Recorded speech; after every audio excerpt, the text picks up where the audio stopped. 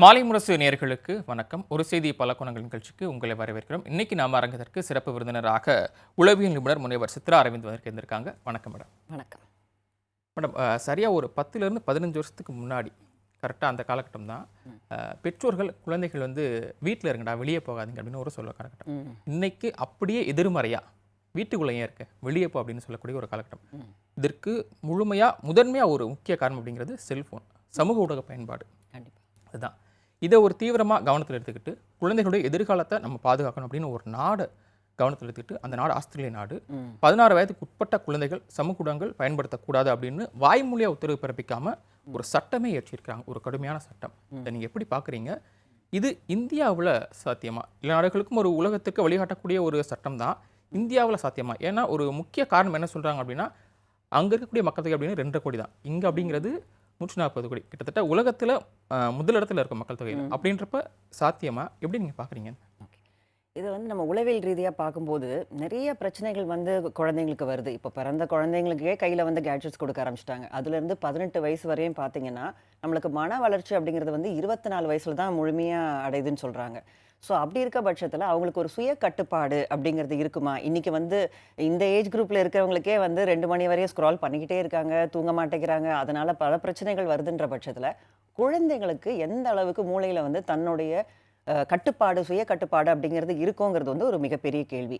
அந்த மாதிரி ஒரு விஷயத்தில் குழந்தைங்களோட எதிர்காலத்துக்காக, அவங்களுடைய மனநலத்துக்காக, அவங்களுடைய சமூக நலத்திற்காக, இந்த மாதிரி பல்வேறு ஒரு விஷயத்துக்காக வந்து ஒரு நாடு வந்து இதை ஒரு முன்னிலைப்படுத்தி இது நம்ம கொண்டு வரணும் அப்படிங்கிறது வந்து நான் என்ன பொறுத்தவரை இது ஒரு வரவேற்கத்தக்க விஷயம். இது வந்து ஒரு நம்ம தடையா அப்படி நம்ம இந்த ஒரு கட்டுப்பாடு இப்போ நம்ம ஒரு வீட்டிலே பார்ப்போங்க. இப்போ பெற்றோர்கள் இருக்காங்க, இது நிறைய பேர் கவலைப்படுறாங்க, என் குழந்தைய பேச்சை கேட்க மாட்டேங்குதான், கத்துறாங்க, ஃபோன் எடுத்தாலே வந்து ஓரளவுக்கு கொலை கூட பண்ணுற அளவுக்கு கூட போயிடுறாங்க குழந்தைங்க. அதுக்கு மேலே ஒரு அடிமையாக ஒரு கிரேஸாக இருக்கிறாங்க அப்படிங்கிறது வந்து அளவு மீறிக்கிட்டே போகுது இப்போலாம். ஸோ ஒரு குழந்தைங்களோட மூளைன்னு பார்த்தீங்கன்னா அதோட செயல்திறன் வந்து அவ்வளோ அதிகங்க. அதை வந்து நம்ம ஒரு சின்ன ஒரு கேட்ஜெட்குள்ளே வந்து கட்டுப்படுத்தி அதையே பார்த்துட்டு இருக்கும் போது பாவமாக இருக்குது பார்க்குறது. ஸோ அதுலேருந்து கொஞ்சம் வெளியில் கொண்டு வரதுக்கு வந்து நம்ம எவ்வளோதான் முயற்சி எடுத்தாலும் இன்றைக்கி 2 பெற்றோர்களும் வேலைக்கு போகிறாங்க. இந்த மாதிரி ஒரு விஷயத்தில் வந்து பல காலத்துக்கு மாதிரி நிறைய நம்மளால் எங்கேஜ் பண்ண முடியல குழந்தைகளை. அதனால் ஒரு சிலர் கையில் கொடுக்க கூட செய்கிறாங்க. அப்போ எதை நம்ம கையில் கொடுக்குறோம் அப்படிங்கிறது ரொம்ப முக்கியம் இல்லையா? இப்போ வீட்டில் நம்மளால் சட்டத்தை ஏற்க முடியலன்ற பட்சத்தில் ஒரு நாடு இந்த மாதிரி ஒரு சட்டத்தை ஏற்கும்போது ஒரு அளவுக்கு மேலே இந்த விஷயங்கள் போகும்போது நம்ம இந்த மாதிரியான ஒரு எமர்ஜென்சி ஸ்டெப்ஸ் எடுக்கிறது வந்து எல்லாரையும் கட்டுப்படுத்த முடியலனாலும், இந்தியா வந்து ஜனத்தொகை நீங்கள் சொன்ன மாதிரி அதிகம் தான், கட்டுப்பாடு எந்த அளவுக்கு இருக்கோ, மானிட்டரிங் இருக்குன்னாலும் இன்னைக்கு இப்போ டிக்டாக் பேன் பண்ணிட்டாங்க. அந்த மாதிரி இந்த விஷயம் இல்லைன்ற போது ஆல்டர்னேட் போனாலும் பல பேர் இதுலேருந்து மீள்றதுக்கு ஒரு நல்ல வாய்ப்பாக இருக்கும். நான் இதை பார்க்குறேன். நீங்கள் சொன்னீங்க குழந்தைகள் அப்படின்னு எடுத்துக்கிறப்போ நிறைய பாதிக்கப்படுறாங்க அப்படின்றப்போ, இது வந்து இந்தியாவில் நீங்கள் சொன்ன மாதிரி இப்போ வந்து பேரண்ட்ஸ் 2 பேருமே வேலைக்கு போகிறாங்க அப்படின்றப்ப சட்டம் இயற்றினா மட்டும் போதுமா? சட்டம் மற்றும் அதுதானே அது பல இன்டர்வியூவில் நான் என்ன சொல்லியிருக்கேன்னா, இது வந்து எல்லாருமே வந்து இதை முயற்சி பண்ணி இதை தடுக்கணும். ஸ்டேக் ஹோல்டர்ஸ் நிறைய பேர் இருக்காங்க. வெறும் நம்ம வந்து ஒரு நாட்டுக்கிட்ட மட்டும் இந்த கடமையை கொடுத்துட்டு அவங்க பார்த்துப்பாங்க, நம்ம வீட்டில் அமைதியாக இருக்க முடியாதுங்க. இது வந்து ஒரு முயற்சி, ஒரு பங்கு, அவ்வளோதான் நான் சொல்ல முடியும். அதை தவிர முக்கியமான பங்கு பார்த்தீங்கன்னா பெற்றோர்கள் கிட்ட தான் இருக்கு. So it starts from home. அங்கே என்ன பார்த்தீங்கன்னா வந்து பேரண்ட்ஸ் வந்து கண்டிப்பாக அவங்களுக்கு வந்து இப்போ சட்ட திருத்தங்கள் வந்து அவங்கள ஒரு கிட்டத்தட்ட லா அண்ட் ஆர்டர் மாதிரி தான் இப்போ வீடுமே. டிசிப்ளின் மட்டும் கொடுக்காம அன்பும் கொடுத்து 2மே ஹைட்டாக கொடுக்கும்போது அந்த குழந்தைகள் வந்து கண்டிப்பாக கட்டுப்பாடுக்கு வருவாங்க. ஆனால் கைமீறி போகிற இந்த மாதிரி சூழ்நிலையில் வீட்டிலே வந்து கிரவுண்டட் எல்லாமே கிடையாது உனக்குன்னு சொல்கிற மாதிரி இன்னைக்கு இந்த நாடு அவங்கள திருத்த முயற்சிக்கிறது வரவேற்கத்தக்கது. இருந்தாலும் அது மட்டும் போதாது. அடுத்தது ஸ்கூல்ஸ். இன்னைக்கு நம்ம கோவிட் டைமில் நம்மளுக்கு கேட்ஜெட் கையில் கொடுத்தாங்க. அந்த பழக்கம் இன்னைக்கு வரைக்கும் நம்மளுக்கு போகலை. ஸோ பள்ளிகளுமே வந்து என்ன சொல்கிறாங்க, எனக்கு ஹோம்ஒர்க் அசைன்மெண்ட் அங்கே தான் வருது, அதனால் எனக்கு ஃபோன் வேணும் அப்படின்னு நம்ம சொல்லும்போது அதுலேருந்து அவங்கக்கிட்ட பிரித்து பார்க்க முடியல. இன்றைக்கி வந்து நம்ம கேட்ஜெட்ஸ் நம்ம வீட்டுக்குள்ளே வந்ததை நம்மளால் பிரிக்க முடியல. நம்மளே வேண்டான்னு சொல்லி ஒரு 5 வயசு வரை வளர்த்தாலும் அப்புறம் ஸ்கூல்ஸ் கொண்டு வராங்க. ஸோ இது வந்து நாடு மட்டும் திருத்தினா பத்தாதுங்க. இதில் வீட்லேயும் ஆரம்பிக்கணும், பள்ளிகள்லேயும் ஆரம்பிக்கணும். அது மட்டும் இல்லாமல் நம்மளுக்கு சோஷியல் ரெஸ்பான்சிபிலிட்டி சோஷியல் மீடியாவுக்கு இருக்கிறது ரொம்ப ரொம்ப முக்கியன்றதை வலியுறுத்துறேன். இன்னொரு விஷயம் பார்த்தோம் அப்படின்னா குழந்தைகள் மட்டும் சொல்கிறோம், ஆனால் இங்கே ஒரு ரிசர்ச் என்ன சொல்கிறாங்க அப்படின்னா, குழந்தைகள் பாதிக்கப்படுறது ஓகே தான், கட்டாயமாக இருக்குது. குறிப்பாக 18லேருந்து 22 வயசுக்குரிய இளைஞர்கள் 40 விழுக்காட்டுக்கு மேலே அவங்க தான் இதெல்லாம் ரொம்ப பாதிக்கப்படுறாங்க அப்படின்னு சொல்கிறாங்க. கண்டிப்பாக. ஏன்னா வந்து ஐடென்டி கிரைஸ்ன்னு சொல்லுவோம் இப்போ உளவியல் ரீதியாக. 18 வயசில் அதுதான் தான் யார் அப்படிங்கிற ஒரு அடையாளம் உருவாகிற ஒரு நேரம். அந்த நேரத்தில் வந்து அவங்க எதை பார்க்குறாங்க, ஊடகங்கள தான் பார்க்குறாங்க. அங்க வந்து பார்த்தீங்கன்னா, பாடி இமேஜ். ஓ! இப்படி தான் இருக்கணும்னு பெண்கள் வந்து அத பார்த்து கிரேஸ் ஆகுறாங்க. அதே மாரி பசங்க வந்து, ஓ! நான் இந்த மாரிலாம் பண்ணா தான் எனக்கு பெண்கள புடிக்குன்ற மாரி அவங்க ஒரு கிரேஸ் ஆகுறாங்க. ஸோ இது மாதிரி பார்த்தீங்கன்னா, அதிலே போயிட்டு சைபர் புல்லியிங் நடக்குது. ம். ஏன்னா நம்ம வந்து நெனைக்கிறோம் சேஃபா இருக்கும் நம்ம பிள்ளைங்கள வீட்ல வச்சுட்டுன்னு. கிடையாது. வீட்ல வந்து என்னலாம் நடக்குது, இப்ப அது மட்டும் இல்லாம போர்னோகிராஃபி சின்ன வயசுலயே பார்க்க நேரிடுது. ம். இந்த மாதிரியான விஷயங்கள்ல நீங்க மூழ்கி கிடக்கும்போது, அவங்களுக்கு அந்த ஆளுமை வர்ற நேரத்துல வந்து இந்த தற்கொலை எண்ணங்கள், இந்த மாதிரி அவங்களுக்கு லைஃப் ஸ்டைல்ல 11 மணி நேரம் குழந்தைங்க டீனேஜ்ல வந்து தூங்கணும்ன்றது ஆராய்ச்சி சொல்லுது. ஆனா இந்த கேட்ஜெட்னாலே தனி ரூம்ல குடுத்துட்டு கேட்ஜெட்ஸையும் குடுத்துட்டா முடிஞ்சுது. 1 மணி 2 மணின்னு அவங்க நார்மலைஸ் பண்றாங்க அத. நெறைய பேர் வந்து இப்ப தெரபெட்டிக்கல் வேர்ட்ஸே யூஸ் பண்றாங்க. ஒரு 16, 17 வயசுலேருந்து யூஸ் பண்றாங்க. ஸோ 18லேருந்து 22 வயசு வரை இது முக்கியமான டைம். அந்த ஐடென்டி ஃபார்ம் ஆகுற நேரத்துல வந்து, நான் யாருங்கிறதே வந்து இந்த அடையாளத்த வந்து அவங்க எடுத்துக்கிட்டாங்கன்னா, அதுல நெறைய பாடி இமேஜ் ப்ராப்ளம் நம்ம சரியில்லையோன்ற தாழ்வு மனப்பான்மை வரும். டிப்ரஷன், ஆங்ஸைட்டி வரும். அட்டென்ஷன் ஸ்பேன் குறையும். இந்த மாதிரிலாம் பிரச்சனைகள் வரும்போது, அவங்களுக்கு மனரீதியா நெறைய பாதிப்பு ஏற்படுது உண்மதான்.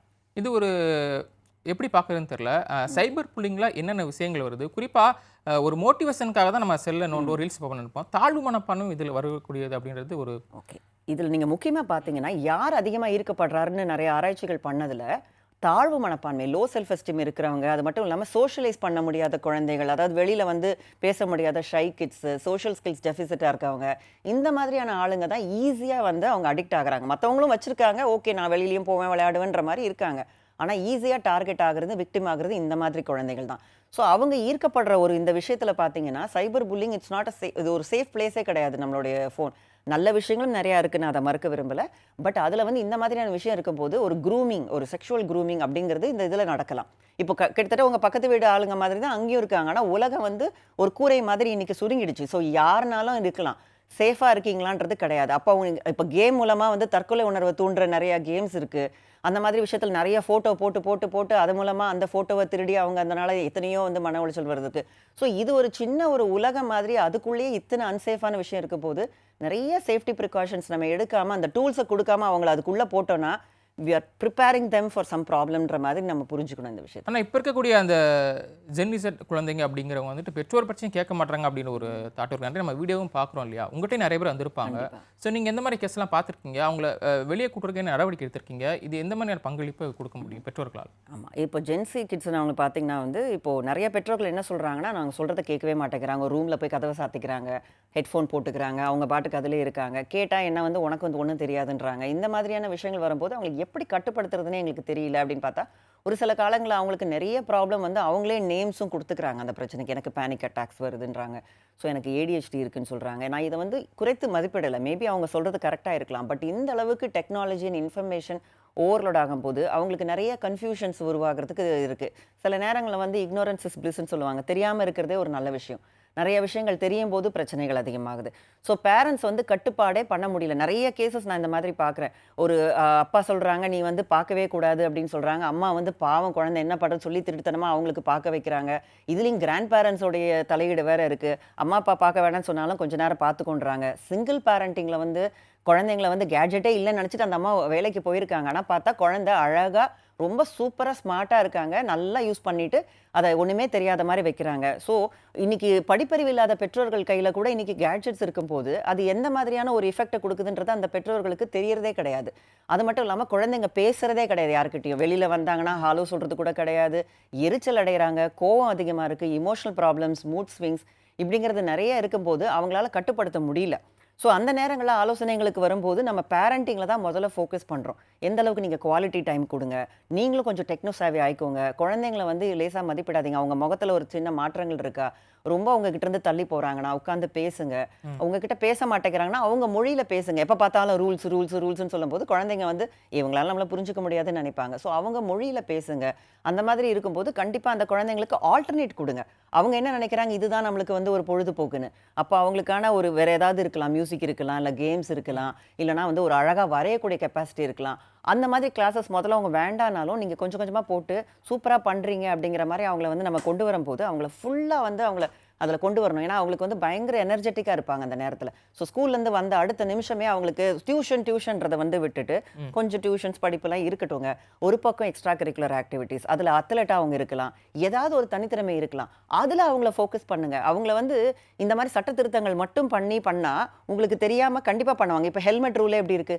டிராஃபிக் போலீஸ் இருந்தா போடுவாங்க, இல்லைன்னா போட மாட்டாங்க. ஸோ பேரண்ட்ஸ் இருந்தா பண்ணுவாங்க, இல்லைன்னா. ஸோ எப்படி அந்த பிரைவேட் கம்ப்ளைண்ட்ஸ் அந்த குழந்தைங்க மனசுல கொண்டு வருதுன்னா, வேற விஷயத்த ஆல்டர்னேட் கொடுங்க.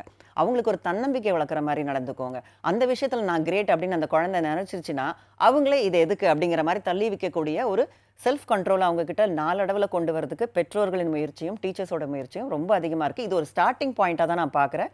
இது மட்டுமே பத்தாது. நிறைய விஷயங்களை சேர்ந்து நம்ம பண்ணும்போது கண்டிப்பா நம்ம குழந்தைகளை வந்து இதுல இருந்து மீட்க முடியும். நிச்சயமா மேடம். நிறைய பெற்றோர்களுக்கு தங்களுடைய குழந்தைகள் மேல நம்பிக்கை இருக்கும். என்னோட பையன் வந்து ரொம்ப நல்ல பையன். சோசியல் மீடியா அதிக நேரம் செலவு பண்ணாலும் அவன் வந்து எந்த பக்கம் கெட்ட பழக்கம் போக மாட்டான். அவனை எதுவும் பாதிக்காது அப்படின்னு இருக்கு. ஆனா அதையும் மீறி மனநலம் பாதிப்பு, இந்த சைபர் புள்ளிகளை பாதிக்கப்பட்டாங்கன்னா அதற்கான அறிகுறியை பெற்றோர்கள் எப்படி கண்டுபிடிக்கிறது? அதை எப்படி தீர்வு காண்றது? குணப்படுத்துறது எப்படி? ரொம்ப நல்ல கேள்வி. அதாவது ஒரு சிம்டம் சயின்ஸ் என்னன்றதை வந்து பெற்றோர்கள் இன்னைக்கு தெரிஞ்சுக்கல. ஸோ பிள்ளை தானே பாட்டுக்கு போறான் வரான்னு சொல்லிட்டா ஒரு 2-3 வருஷ காலத்துல தான் தெரியும். என்னடா ரொம்ப ஒதுங்கி போறாங்களே, ரொம்ப வந்து யார்கிட்டயுமே பேச மாட்டாங்க, விட்ரா ஆவாங்க. சாப்பிட்றதுல வந்து வித்தியாசங்கள் தெரிய ஆரம்பிக்கும் உங்களோட உணவு பழக்க முறைகளை.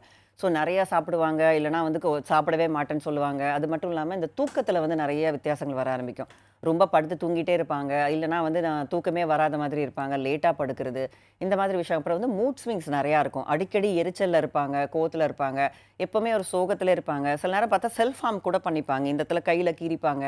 ஸோ இந்த மாதிரி விஷயங்கள் இருக்கும்போது திடீர்னு சம்மந்தமே இல்லாமல் பயங்கரமான ஒரு கோபம் இருக்கும், அந்த வெளிப்பாடு இருக்கும், அப்படி இருக்கும். இந்த மாதிரி விஷயங்களை வந்து பழைய இன்ட்ரெஸ்ட் நிறைய இருந்திருப்பாங்க, இப்போ அந்த இன்ட்ரெஸ்ட் எதுவுமே காட்ட மாட்டாங்க. நண்பர்களை போய் பார்க்கறதுலேருந்து ஸ்டாப் ஆகும், இல்லைனா அதிகமாக வெளியில் ஹேங் அவுட் பண்ண ஆரம்பிப்பாங்க. இந்த மாதிரி விஷயத்த வந்து பெற்றோர்கள் எவ்வளோதான் பிஸியாக இருந்தாலும், நல்லதாக இருக்குது, இப்போ பிள்ளைங்க நல்லா இருக்குன்ற மாதிரி இருந்தாலும் அப்பப்போ மானிட்டரிங் அப்படிங்கிறது வந்து, ஏன்னா அவங்களுக்கு இன்னும் சுய கட்டுப்பாடுன்ற மூளையில் அந்த பகுதி வந்து இன்னும் முழுசாக வரலன்றதுனால கண்டிப்பாக பெற்றோர்கள் வந்து அந்த மாதிரியான ஒரு மேற்பார்வை பார்க்குறது ரொம்ப ரொம்ப முக்கியம். அப்படி பார்த்து இந்த மாதிரியான சயின்ஸ்லாம் இருக்குது அப்படின்னா உடனடியாக குழந்தைங்கிட்ட கூப்பிட்டு பேசுங்க, அவங்க கிட்ட ஒரு மாறி போகிறாங்கன்னு பாருங்க. அதையும் மீறி உங்களால் கட்டுப்படுத்த முடியலன்னா உளவியல் ஆலோசனைகள் இருக்குது, மனநல ஆலோசகர்கள் இருக்காங்க, அவங்க கிட்ட கேட்டிங்கன்னா ஒரு 4-5 சிட்டிங்லேயே அவங்களால அதுலேருந்து மீட்க முடியும். அந்த மாதிரியான ஒரு அடிக்டிவ் பிஹேவியர்லேருந்து நம்மளால் கொண்டு வர முடியும். நிச்சயமா. இது வந்து வீட்டில் ஒருவேளை அவங்க வீட்டில் இல்லை வேற ஒரு சூழலில் வளர்றாங்கன்னா அவங்களுக்கான ஒரு பாதுகாப்புன்றது எப்படி இருக்கும்? கண்டிப்பாக இப்போ ஹாஸ்டலில் கூட பிள்ளைங்க நிறையா வளரலாம். இந்த மாதிரியான விஷயத்தில் வந்து நாங்கள் பள்ளிகளில் வந்து ஒரு ஸ்கூல் சைக்காலஜிஸ்ட் அந்த மாதிரி இருக்கிறது ரொம்ப முக்கியம்னு சொல்லுவோம். பள்ளியில் வந்து முக்கியமாக யார்கிட்ட அவங்க கான்டாக்ட் வராங்கன்னா டீச்சர்ஸ், அது மட்டும் இல்லாமல் ஃப்ரெண்ட்ஸ், இவங்க 2 பேர்கிட்டையுமே நம்ம மனநல அவேர்னஸ் வந்து கொடுக்க சொல்லுவோம். ஸோ ஒரு இந்த மாதிரியான சயின்ஸ் எல்லாம் இருந்துச்சு அப்படின்னா சாதாரணமாக எடுத்துக்காதீங்க. ஏன்னா இதை வந்து ஒரு டிசிப்ளின் ப்ராப்ளமாக பார்க்குறாங்க, எதிர்த்து பேசுகிறான், கோவப்படுறாங்க அப்படின்னா. ஆனால் அது வந்து அந்த வெளிப்பாடு கிடையாது. எந்த குழந்தைங்களுமே தவறான குழந்தைகள் கிடையாது. அப்படி அவங்க வித்தியாசமாக பிஹேவ் பண்ணுறாங்கன்னா அவங்களுக்குள்ள ஏதோ அது ஆட்டுவிக்குதுன்னு அர்த்தம். திடீர்னு அமைதியாயிடுவாங்க, திடீர்னு ரொம்ப பயந்துக்குவாங்க, யார்கிட்டயுமே பேச மாட்டாங்க. அப்படின்னா அந்த மாதிரி வித்தியாசமாக இருக்கிற குழந்தைங்களை வந்து கொஞ்சம் கேர் பண்ணணும் டீச்சர்ஸும். ஏன் இந்த மாதிரி இருக்கமா அப்படின்னு கூப்பிட்டு, உங்களுக்கு கொஞ்சம் உளவியல் ஆலோசனைகள் தேவைப்பட்டால் நம்ம பெற்றோர்களை கொடுத்து இன்டர்வீன் பண்ணலாம். அது தவிர வந்து ஃப்ரெண்ட்ஸுக்குமே ஒரு ஃப்ரெண்ட்ஸ் ஒரு நல்ல கூட்டமாக இருக்காங்கன்ற போது அந்த இடத்துல ஒரு வித்தியாசமாக பிஹேவ் பண்ணுறாங்கன்னா இவனுக்கு இந்த பிரச்சனை இருக்குது. இன்றைக்கி வந்து ஸ்டிக்மா நிறையா இருக்குங்க மனநல பிரச்சனைகள். ஸோ வரதுலனால இப்போ நிறைய பிள்ளைங்க வெளியில் வராங்க. ஆனால் அதுக்கு கொஞ்சம் விழிப்புணர்வு கொடுத்து இந்த மாதிரிலாம் இருக்குது அப்படின்னாக்க கொஞ்சம் ஹெல்ப் வேணும் அப்படிங்கிறத சொல்லலாம். இன்னும் கிராமப்புறங்களில் வந்து அது சுத்தமாக தெரியும், பார்க்க வேண்டியது. நகரப்புறம் கிராமம் ரொம்ப வேறுபாடு. ரொம்ப கிராமப்புறங்களில் எப்படி அது கையாள? கிராமப்புறத்தில் ரொம்ப கடினம் தாங்க. ஏன்னா பெற்றோர்களுக்கும் அந்த அளவுக்கு அவேர்னஸ் இருக்காது. அவங்க பாட்டுக்கு போயிட்டு வருவாங்க, பிள்ளை இப்படி இருக்குன்பாங்க. ஆனால் அதுக்குள்ள என்னென்ன மனப்போராட்டங்கள் இருக்குன்னு சொல்ல முடியாது. இன்னொரு விஷயம், பிள்ளைகளை தாண்டி இப்போ பெற்றோர்கள்ட்டையும் செல்ஃபோன் அதிகமாக இருக்கு. பெற்றோர்களே அடிமையாயிட்டாங்கன்னு நம்ம சொல்லலாம். பெற்றோர்களுக்கு வந்து அவங்க முதல்ல ஒழுங்கா ரோல் மாடல் இருக்கணும். இப்போ நீ வந்து பார்க்காத போகாதன்னு சொல்லிட்டு அவங்க பார்த்துக்கிட்டே பேசிட்டு இருந்தாங்கன்னா எப்படி ஒரு போலீஸ் ஹெல்மெட் போடலான்னு நம்மளுக்கு எப்படி வரும்? அதே மாதிரி தான் இவங்களும் ஒழுங்கா இல்லைன்னா நம்ம இவங்களுக்கும் வராது. ஸோ பெற்றோர்கள் ஹை லெவல் ஆஃப் டிசிப்ளின் காட்டினா தான் பிள்ளைங்களும் காட்ட முடியும். ஸோ அதை ஃபஸ்ட்டு நம்மக்கிட்ட இருந்து தான் அந்த சேஞ்சஸ் ஆரம்பிக்கணும்னால தான் குழந்தைங்களும் இதெல்லாம் குட் பிஹேவியர் நம்ம ஃபாலோ பண்ணலாம் அப்படிங்கிற ஒரு மனப்பாங்குக்கு வருவாங்க. கிராமப்புறங்களையும் நீங்கள் சொன்ன மாதிரி பள்ளிகளையாவது ஓரளவுக்கு இருப்பாங்க, கொஞ்சம் நாலேஜபிள் பர்சன்ஸ் இருக்கும் போது அங்கே அவங்களுக்கு ஒரு மென்டார்ஸா யாராவது இருக்கும்போது இந்த வித்தியாசங்கள் இருக்குது. இப்போ இந்த குட் டச் பேட் டச்லாம் சொல்லி கொடுக்குறோம். ஒரு போர்க்களத்துக்கு போகிற மாதிரி தான்.